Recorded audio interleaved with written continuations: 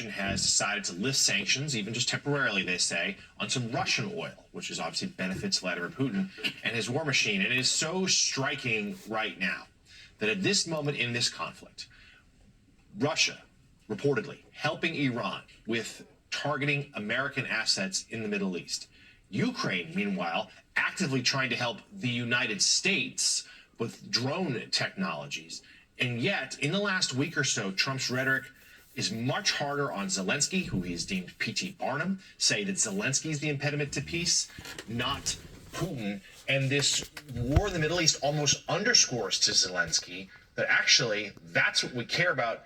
The plight of Ukraine, far less so. Yeah, no, it's this weird sort of secondary element to the war where, like you said, the Ukrainians are helping us with this anti-drone technology. Sorry about that. Trump continues to speak negatively about President Zelensky, urging him to bring an end to the war in Ukraine with Russia. And yet at the same time, we're using sanctions on Russia, which is aiding Iran. If you can follow that diagram, it's a lot of red strings going across the board. But it does raise the question, I suppose, to the senator, which is, can you speak a little bit to the geopolitics here? Obviously, China is quite dependent on Iranian oil. Obviously, Russia is aligned with Iran and helping them with things like satellite imagery and medical help. Is it possible that they end up emboldened by what's happening in the chaos in the Middle East? Or I've heard conversely the other argument, which is that, look, the pinch in the oil supply globally is really going to actually harm China, for instance, because they are so dependent on Iranian oil, whereas we are a domestic exporter of oil at this point. Sam, great question. And I'm not a specialist in world predictions, but the one winner here, clear winner, seems to be Putin. The price of oil rising and the prospect of turmoil in the economic markets benefits him. It fuels his war machine in Ukraine. His economy is on its heels, and he depends very clearly on the sales of his oil and gas to China, India, Hungary, a handful of countries, which is why I have advocated so strongly and championed in the Senate a sanctions bill that will stop those sales. But what we see now is a rise in the price of oil that benefits him, and really outrageously, in my view, a lifting of sanctions on the sales of Russian oil and gas while Russia is providing aid to Iran. Stabbing us in the back. Our troops on the ground. Stabbing us in the back. Assets. I have no explanation for why this administration would consider that kind of lifting of sanctions acceptable to our national interest.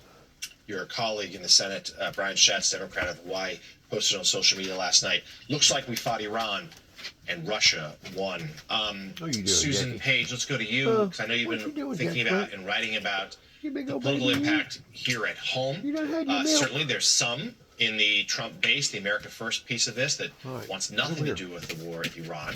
Most Republicans, though, are going along with it, even with reservations, which allows Democrats to sort of tie them to a war that politically is very unpopular. And you say this is going to make the GOP's midterms quest that much harder, particularly if oil prices keep rising. Now, that's right. The question is, can you have a run a war and a midterm campaign at the same time? Yeah. And they're going to start rising. One thing, we know a majority of Americans oppose the war, even though the president continues to have the support of most Republicans. But I think the bigger political problem for the White House is that they're focusing on the issue that Americans care less about. Americans care your dog less going to about go the up. war in Iran My than they food's do going to about go up. their own economic Hanes situation. underwear is going to go up. Economic situation just Everything's going to go up. Everything. If the price of gas everything's going continues to to go up, as it has done. In fact, we expect time to see for people to tighten their belts. now reflected in groceries, in airplane tickets, including and you, elsewhere. Jack. So I think this is a including conundrum for the White House. Hey, with Daddy, don't you tighten my just belt. one last thing. It's possible for the president to declare Don't victory tighten my belt. and end the war. Secretary Hicks has made that clear again this morning. But it's hard to imagine he can declare victory when the Strait of Hormuz is still under the control of the Iranian supreme leader and the Islamic regime there. Yeah, the mess that would be left behind if he were to suddenly declare victory and make a hasty exit would be remarkable. So, Senator, just a moment ago, you said you are not a world predictor, but you are introducing new legislation pertaining to the intensely popular prediction markets. So talk to us about that and tell us how you think this bill will prevent fraud and abuse, because it does seem like nearly every day there's a new story about these prediction markets, and they do seem ripe for corruption. Well, Jonathan, there is a tie to the Iran war, because literally on the eve of the Iran war, there was a surge of betting. These prediction markets are a form of gambling and betting and wagering that, in effect, said this war is going to begin. And people made hundreds of thousands of dollars on those bets. There's every indication, every sign of insider information and trading. In other words, market manipulation based on national security information being leaked, which is... And everybody has known that ever since they illegitimately went after one particular person, which was Martha Stewart. You got war analysts, you got oil analysts, you got produce analysts, you got Hanes underwear analysts. Come on. Of stock on events, contracts. I know it sounds technical, but it is more or less the same thing as betting, with all the dangers, underage gambling and addiction and market manipulation, trading on insider information. So we would ban bets on war, deaths, military action, and we would require regulation by the same standards that apply to online gambling, and strengthen those standards to make the criteria protect people who are vulnerable and our society. Feels like common sense stuff to me. Democratic member of the Armed Services Committee, Senator Richard Blumenthal of Connecticut. Thank you, sir, for joining us this morning. MS Now senior national security reporter David Rowe. David, thank you as well. We'll talk to you again soon. Coming up next here on Morning Joe, the latest inflation numbers were released just moments ago. We're going to dig into that new data as well as the latest. Give them a couple more weeks pertaining to what's happening right now with inflation, because I guarantee you, we ain't even got started good yet. I don't know who these Pentagon analysts are, but whoever that they are, sickens me. Just like what they're looking at right here pertaining to a terrorist attack.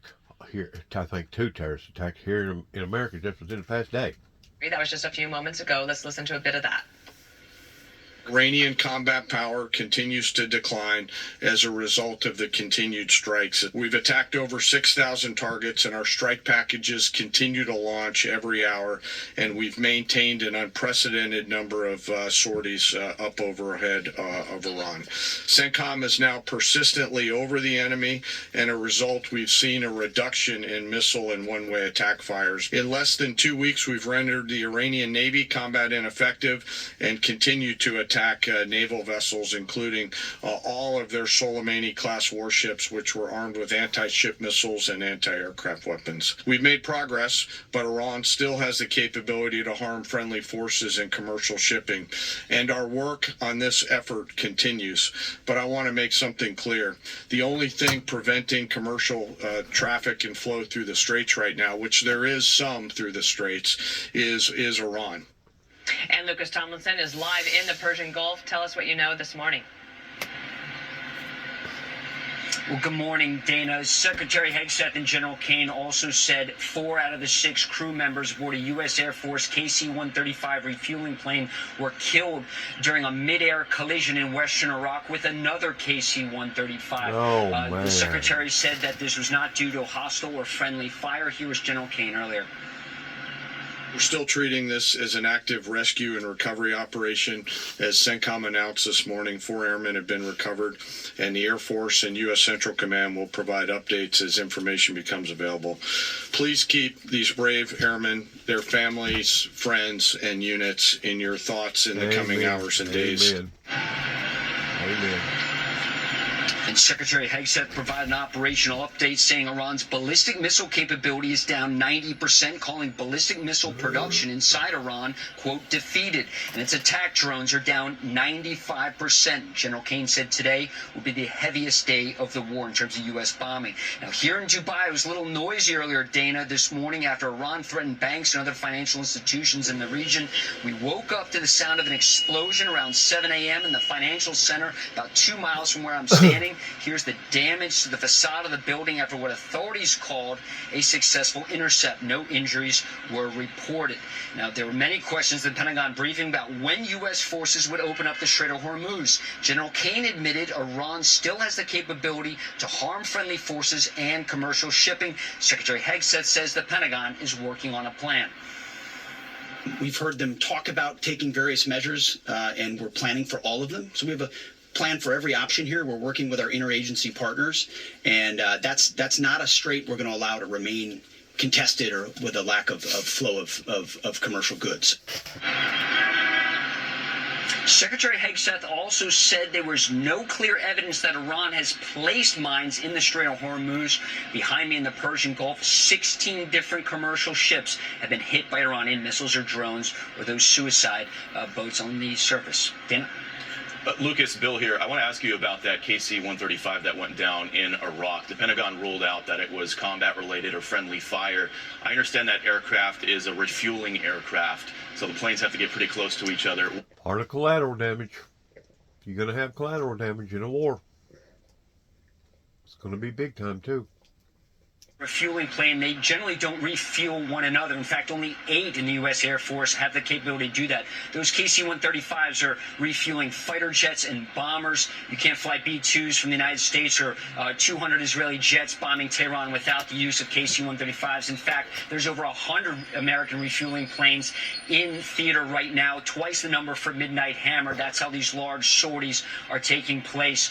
Most likely, when it's a mid-air collision, in the vast majority of cases, it's pilot error. But Bill, you're talking about pilots who are being pushed to the max, operating on little sleep in combat, and very dangerous operations. But most likely this was some collision while flying in formation. Perhaps one of the tankers was replacing the other one in the region. Going to be accidents.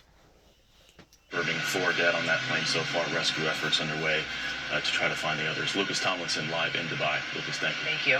For more on this, let's bring in Fox News contributor Dan Hoffman. He's a former CIA chief of station. We had the update this morning from the military perspective on what they consider as the successes so far. How would you assess the intelligence? Bad. Well, I think the intelligence has been extraordinary. I think the key to the precision strikes that we've launched on Iran's ballistic missiles and their drone capability, the nuclear program, that all hinges on human source intelligence, signals intelligence, and overhead reconnaissance. Those are the eyes and the ears for the U.S. military to be able to launch those strikes. Now, Director CIA Ratcliffe is on the hook to report on internal Iranian regime dynamics. We still haven't seen the new supreme leader there. Right now, they ought to have special security in places like North Carolina, Charlotte, North Carolina, pertaining to their financial district, the financial districts in New York, the financial districts in different places, because they could become a very, very crucial target in attacking the main blood vein like they did during 9/11. These people ain't stupid, and there's those type of institutions all over the world, and that's what you was talking about a while ago in Dubai. It just so happens they got lucky and they knocked it out of the sky, but it did do some damage to the building. But my God, these people are for real. They're very dangerous. They're very lethal. And you don't shoot the bear unless you plan on killing it, is what I was taught growing up in Northwest Tennessee. Very, very badly planned displacement of our military forces to that degree. Fully functional? Is he actually able to put forth Iranian policy and deliberate in such a fashion that he's leading the IRGC the way his father did, or is it the other way around? Those are some critically, I think, important questions. For the Iranian regime, it's just about survival at this point. I don't think they care whether we bomb their country into oblivion. If they are able to exact enough pain on the West, on the United States, for the rise in the price of oil and shooting down soft targets like the oil. It's not just oil. Plastics and everything else comes out of that canal. This war, for them even, a success because it will give them the chance to rearm and reconstitute, and it will force the United States down the road to do what the Israelis like to say, mow the grass again down the road if Iran seeks to reconstitute their ballistic missile or their nuclear program. And you know they will.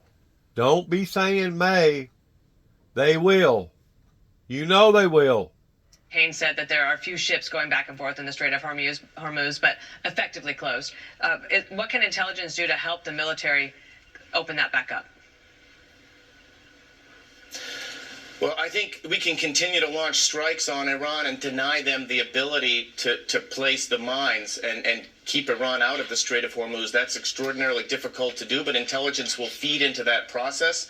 And I think concurrently, if past is prologue, and what I've seen before with CIA is that the CIA is probably conducting, to the extent that they can, some back-channel negotiations and discussions clandestinely with Iranian officials. One thing we also don't know is the extent to which this hereditary succession, which Iran has always been against, might have split elements of Iran's security forces. This is going to require all hands on deck.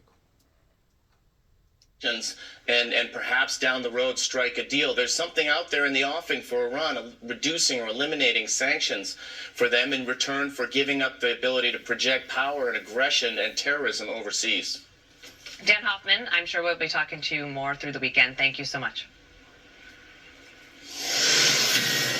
With all the attention since October 23rd in Israel and the war in Iran right now, we're going to see more ISIS-related and inspired attacks. And why is that? Well, propaganda and attention is the coin of the realm in the terror business. 2 back-to-back terror Psychological warfare in the U.S., now raising questions about homeland security, and we are still awaiting an update on the Michigan synagogue attack. Plus, first CNN, now the New York Times. Why critics are accusing those outlets of sympathizing with terrorists. That's coming up next. Boy, oh boy. People that does that should be arrested. People that sympathizes with the enemy should immediately be arrested. You can be arrested, period.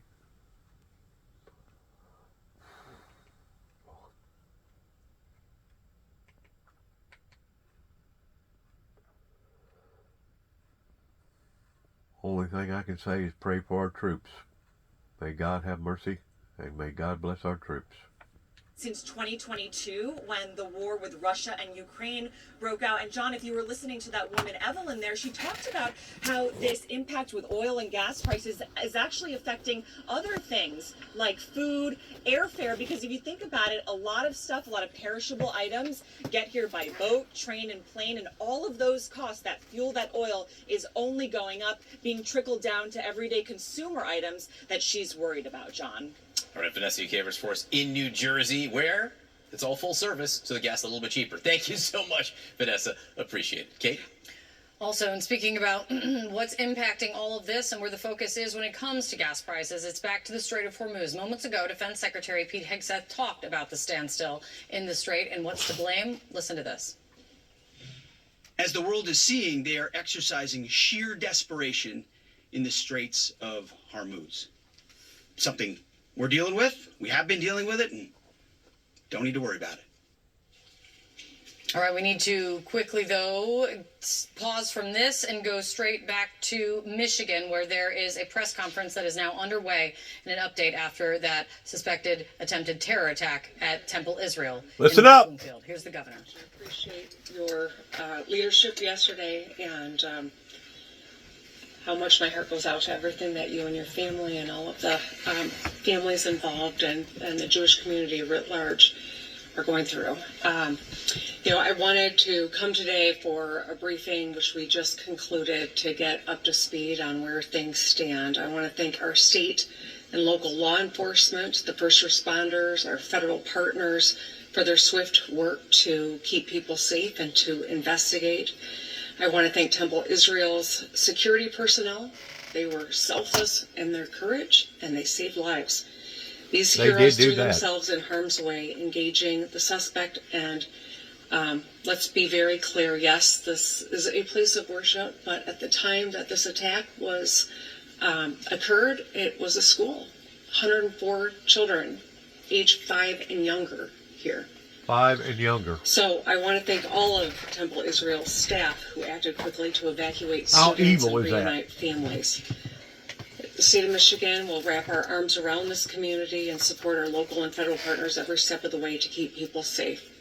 I want to share prayers from my colleague, Governor Shapiro of Pennsylvania. Josh reached out yesterday to check in and see how people were doing.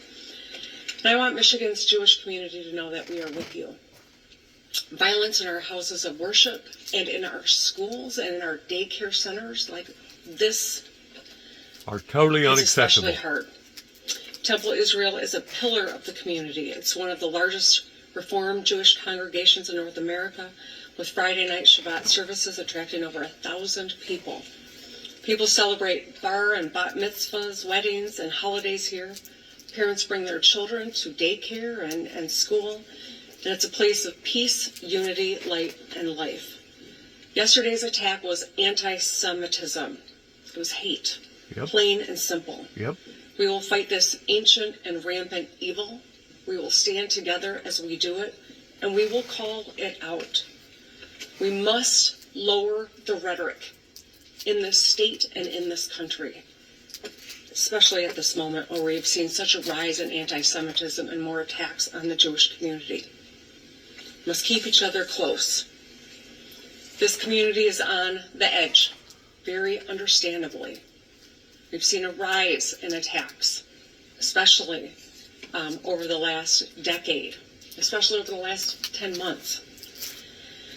And so it is important for us to stand up, to stand against it, and to thank the people who showed up to support the community, but also call out where we see acts of anti-Semitism, where we see threats, where we see something, how important it is to say something, and to recognize that each of us has a responsibility.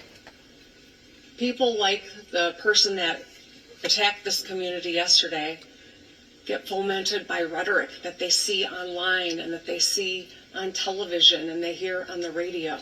It radicalizes people and it endangers our fellow Michiganders. We cannot let this continue. And so each of us has a duty to take action where and how we can. And with that, I'll hand it over to Senator Slotkin, and then we'll take a couple of questions. Thank you, Governor. And just want to reiterate, I think it's clear that if it were not for the private security and the staff at Temple Israel, and then the first responders, first on the scene, and local proper law enforcement, training. if they had not all done their jobs almost perfectly, we would be talking about an immense tragedy here today with children Mass gone. casualties. This could have been much, much worse. So I give incredible credit to law enforcement and the people who were in the room, Absolutely. Putting themselves and their own families at risk. I think, the governor said it very, very well on the way this community has responded.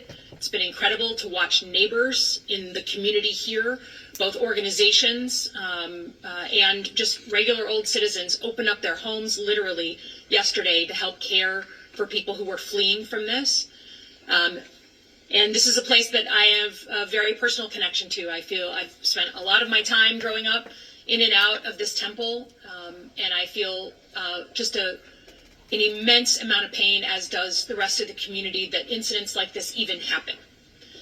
And I think it's just important to be clear, as the governor said, that whether anti-Semitism is coming from the left or the right, whether it's coming from some group that you like or don't like, you have a responsibility to call it out.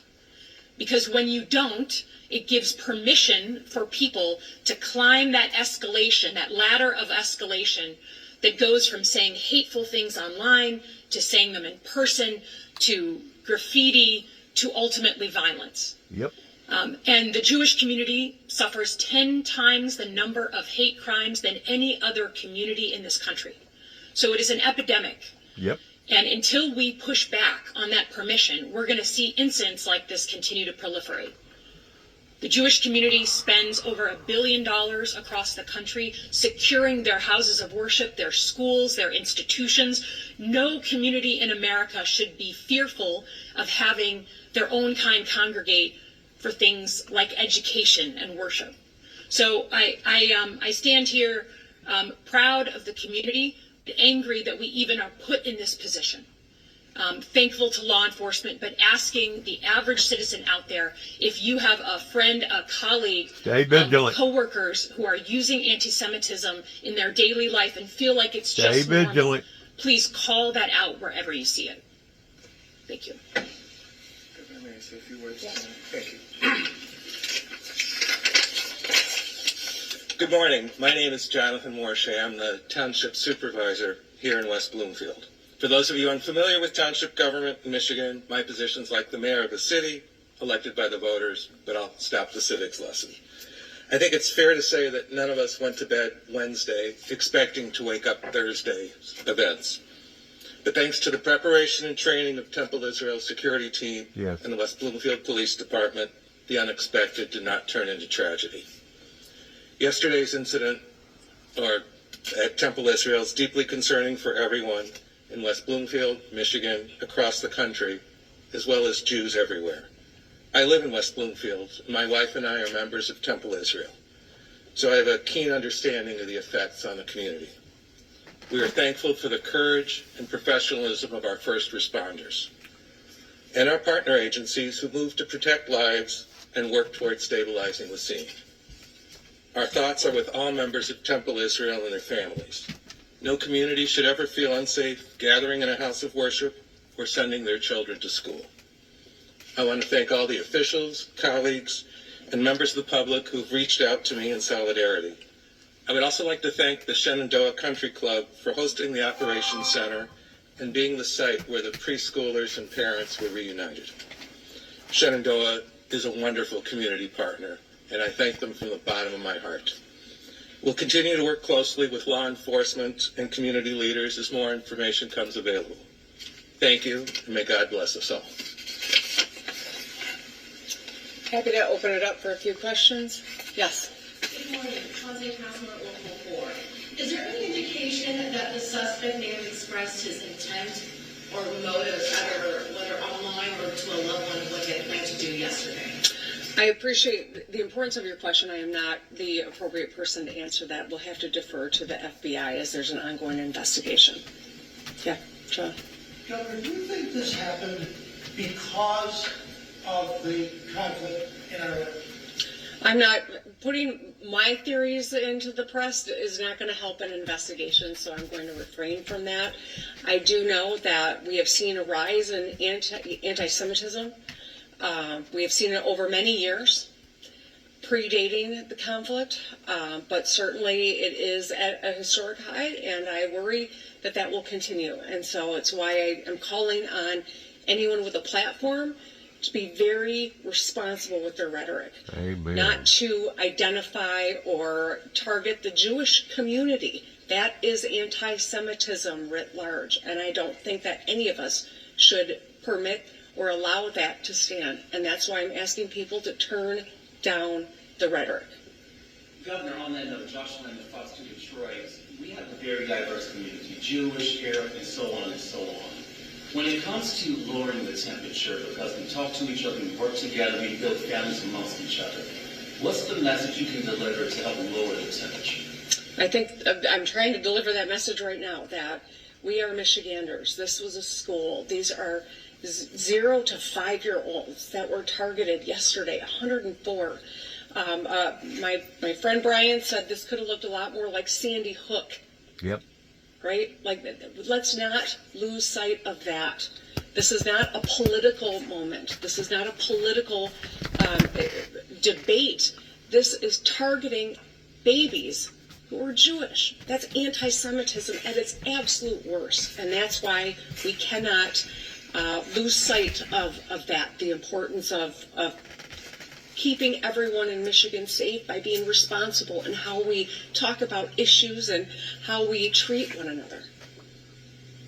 Governor, one last question. Are members of the Jewish community in Michigan safe right now to be going to synagogue? You know what, I will defer to Stephen. I can tell you that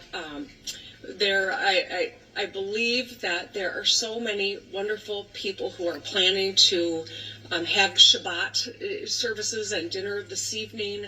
I will work my hardest to make sure that we're supplementing efforts to keep people safe. At the same time, in combination with that, turning down the rhetoric to keep these instances from happening. And be vigilant. Being able to respond when they Be do, vigilant. but keeping them from happening Keep your eyes and in the ears first place open. is a part of our duty and our goal. Do you want to address that? I would simply say that Sorry. private security is ready, and our partners in law enforcement, both state, local, and federal, are ready to do it, and we will be there. Like I said yesterday, we will continue to live proud Jewish lives. We will come back stronger, and we will be there tonight on Shabbat services and tomorrow morning. That will not stop. That will not end. No matter how much they try, that will not stop us. Amen.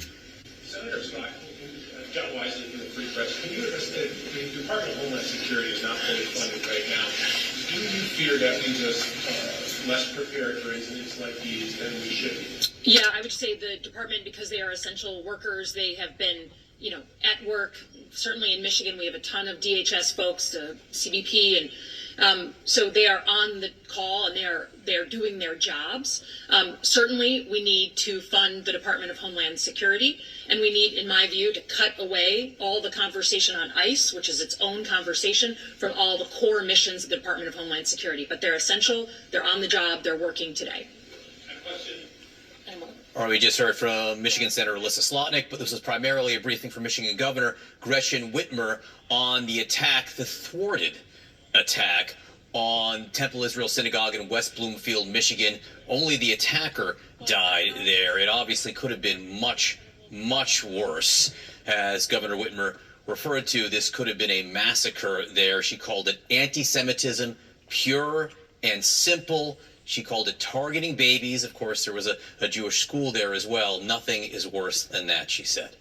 With us now is Colorado Governor Jared Polis, a Democrat. Thank you so much for being with us, Governor Polis. And I should note, you went through, as governor, an anti-Semitic attack in Boulder, a deadly attack there a little more than a year ago. Talk to us about what you're seeing and what you're feeling. You know, it was really literally just, I was thinking about that while listening to Governor Whitmer, just a few steps, 100 feet from where I'm sitting now, Pearl Street Mall in Boulder, Colorado, anti-Semitic attack on a group of Jewish Americans. One elderly woman was killed, many others were maimed and injured. This rise of anti-Semitism is extremely alarming. I was glad to hear Governor Whitmer call out specifically the anti-Semitic nature of the attack. Look, hate, bias in all of its forms is inexcusable, but I know that Jewish Americans in particular are traumatized by these attacks. I got an email from my synagogue yesterday just saying, how do you feel? We're taking more security. Nobody in America should be scared to celebrate their faith, to go to their house of worship, no matter what their faith is. And right now, far too many Jewish Americans are feeling that fear. I mean, thank goodness there was security in there, but is more security the only answer at this point? How can you tell Jewish Americans, Jewish people in Colorado, that they're safe? Security is a necessity. You have to have that there. It often means uniformed personnel. We did a series of special grants in Colorado for what we call hardening of facilities like synagogues, and if churches and mosques were threatened as well, cameras, doors, exits, helping to give them capital grants to do that work. But the answer is, of course, larger than that, right? It's cultural. It's about society. It's about the hate that we see on the internet every day. We've got to come together as as a nation and really celebrate everyone of every faith, everyone of no faith, and understand that we're all in this together. And this divide is only getting worse. So of course you need the physical security, but even more important than that, we've got to turn the culture towards one that really celebrates diversity and understands that we're all part of this great American story.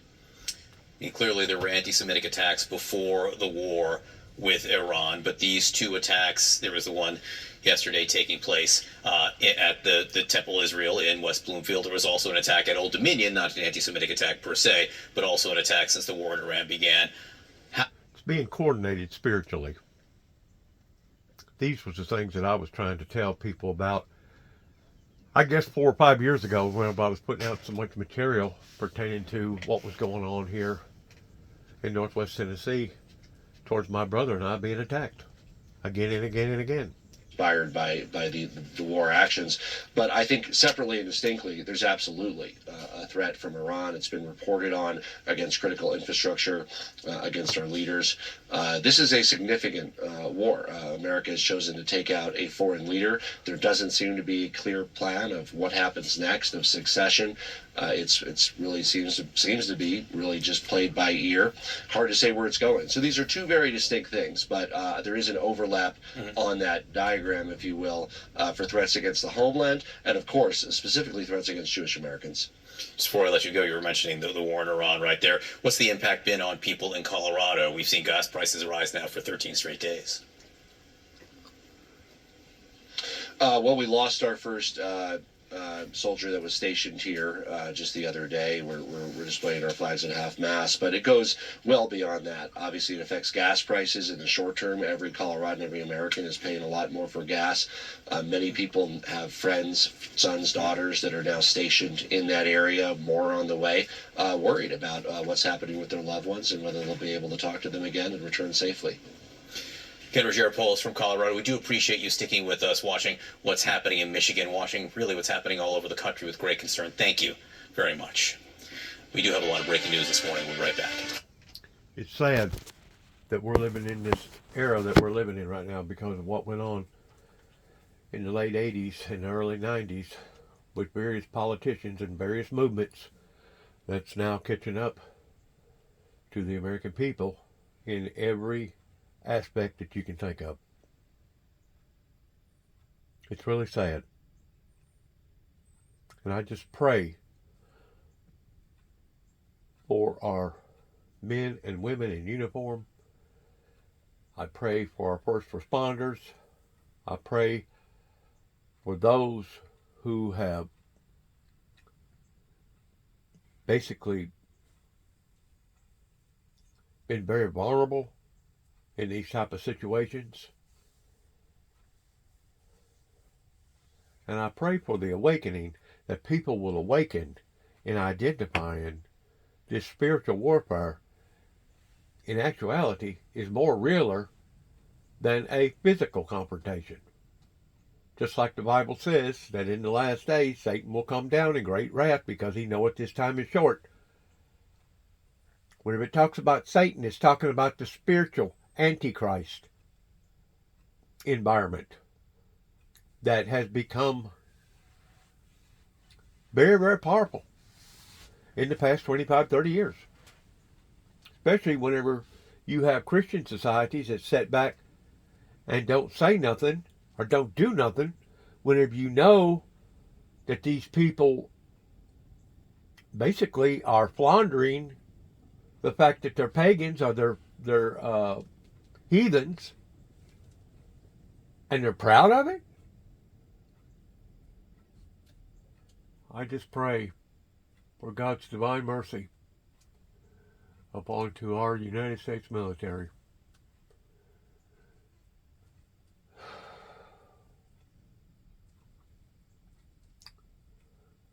Time of silence, please.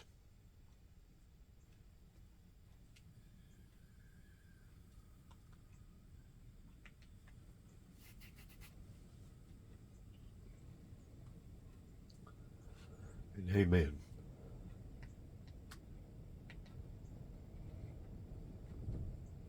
That does not decapitate the ability to be a state sponsor of terrorists. It does not decapitate the ability to inspire acts of terrorism, including acts of terrorism here in the homeland.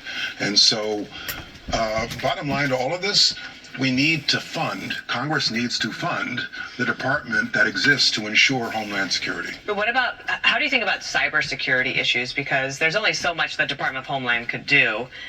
Individuals, companies, Yes. organizations, how do you advise them to deal with this when you have lots of different ways you could have a cyber attack, but certainly Iran is capable of doing that and through their proxies? Yes, Iran has offensive cyber capability.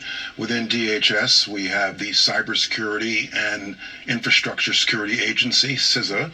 I think I got that right. You did.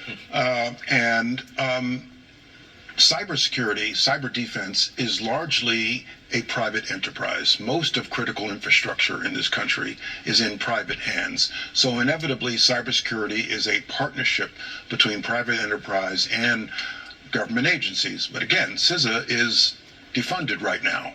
And so Congress needs to get away from having these policy fights and linking them to funding and put the government back in business. I just don't understand, even from a political communications, let me just put my White House press secretary hat on for a second. I don't understand what political pain you would take, what incoming you would take, maybe from your far right or your far left flank, if you came to the table and said, we're going to fund Homeland Security. Like, how could it actually hurt Chuck Schumer that much to actually say, you know what, we're going to move on, we're going to push that forward, we made our point, we got some success in Michigan? Well, because they yelled at it during the last shutdown. This dynamic exists no matter which party has the majority in Congress. I've seen it both ways. Yeah. I was on the opposite end of this 11 years ago when I was in office. And more people in Congress need to say, come on, folks. Let's just do it. This is the most basic reason the American people elected us to come here. And the workers, frankly, don't have a voice in this. And they don't deserve this. The workers are the political football in this. And so somebody's got to speak up for them, and somebody's got to speak up for the mission, and somebody's got to speak up for Homeland Security on a nonpartisan basis. Jay Johnson, thank you for being on set. On a nonpartisan basis, I agree with that. Good luck, God bless, and shalom.